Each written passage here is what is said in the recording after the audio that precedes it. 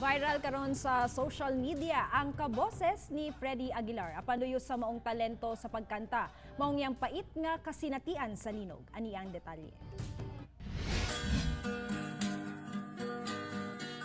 Ang sabi niya ay Freddie, mag-aral kang mabuti. Sa tingog ni Josue Bangat, dili kayo mapalayo. Sa tingog sa OPM icon nga si Freddie Aguilar, butang nga nag-viral kini sa social media. Human gi-post ni Christopher Legaso ang video niini samtang gakanta kini sa awit nga Alaala. Ang kanyang alaala ay lalagi sa isip ko.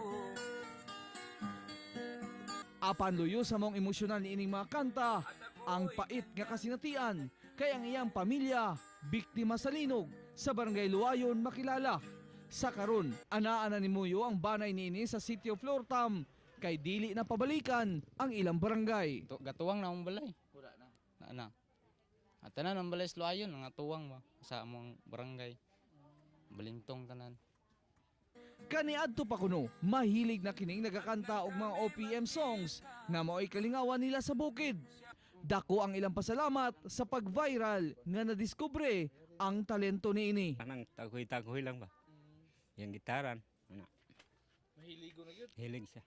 Ya karon na pagkita niyo nga shock mo nga nag-viral na siya. Siya na may nagsulti nga nag-upload nga video ana itan-aw pud nako kay para makita pud nako ba. Tama gyud di ay. Nag-chat kay tong kuan katong nag-share nga 2 million views na daw. Kauban si Melchor Awing sa kamera. Ako, si Real Soroche para sa One Mindanao.